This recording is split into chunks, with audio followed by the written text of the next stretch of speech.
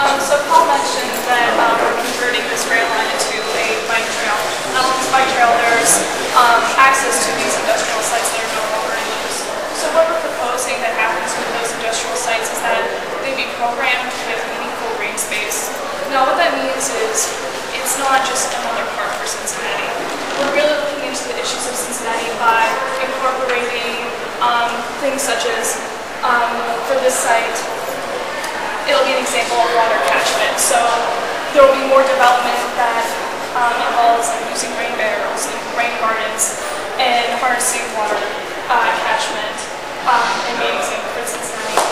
Another site is down by Red Bank Road where it's mostly recreational. So you're bringing in recreational and interacting with you're using recreation to interact with some of these green principles and promote good health.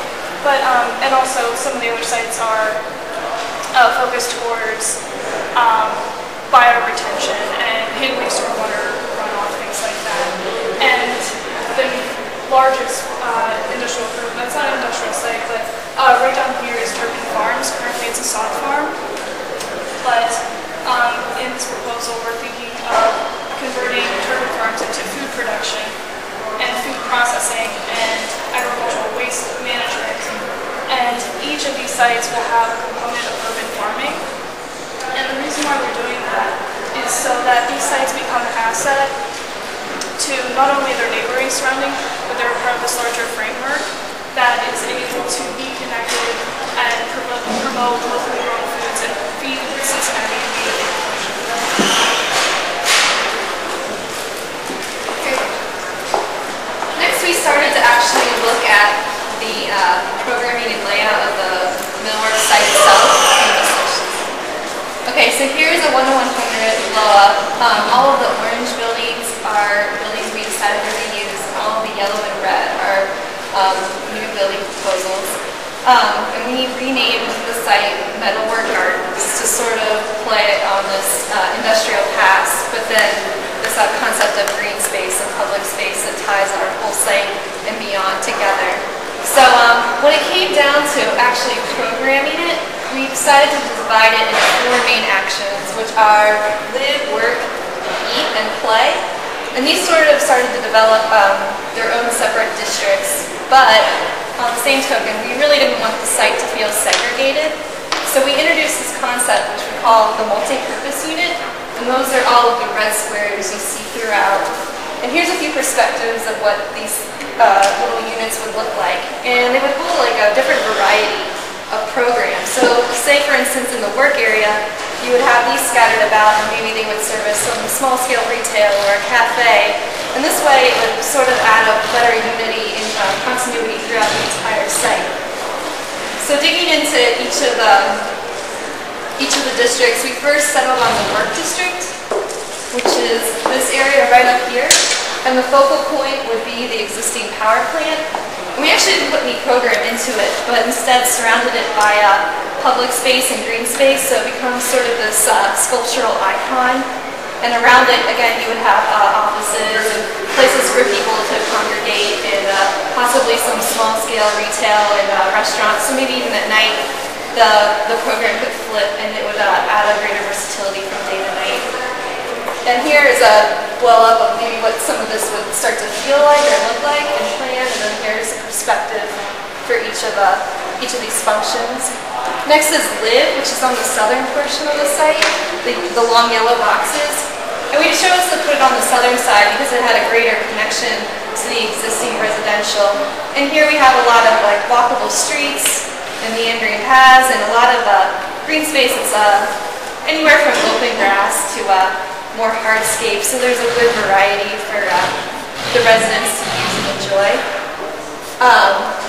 Third would be play, where we introduced a cinema and possibly a grassy amphitheater, and maybe at night movies could be played off the side of the cinema building. There'd also be, in this building here, an opportunity for both large-scale retail and then maybe some smaller scale in here. As far as parking for our site, the existing Long Sawtooth building would be mostly converted into covered parking, but we also have some small surface lots scattered throughout, so you have immediate access to all areas.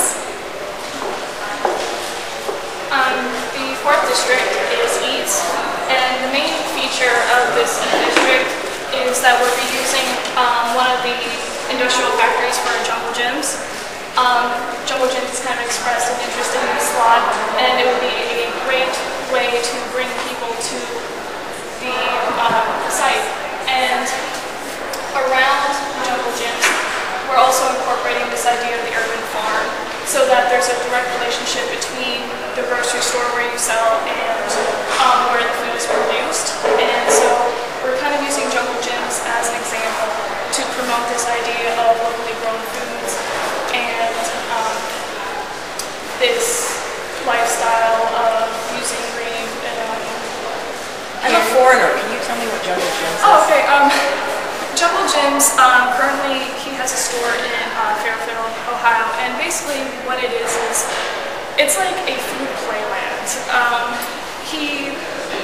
He really does specialize in more exotic food and food from other nations. It's basically a giant warehouse with access to all these types of different cuisine and foreign ingredients. It's a grocery, but he also has this entertainment aspect of trying to sell you kind of like these different regions of food that he's selling.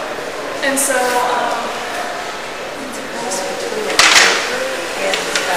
Disneyland. At Disneyland. yeah, You can It's back it including up. animated like robot Animatronic. figures and a monorail. And so it's the opposite of local food. Everything comes from far, far away. it is. And You'll find local food. Very You'll local, find local. very local.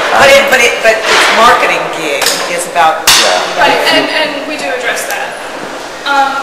So I'll just actually go into that. Our next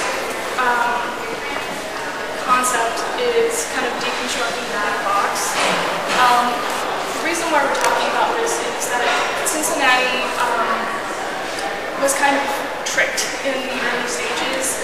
They were planning to develop this area that's above our site, and it's called the Center of Cincinnati, and it was originally meant to be a mixed-use project. What they ended up getting was big box retail, and they've kind of expressed an extreme distaste for what happened. And so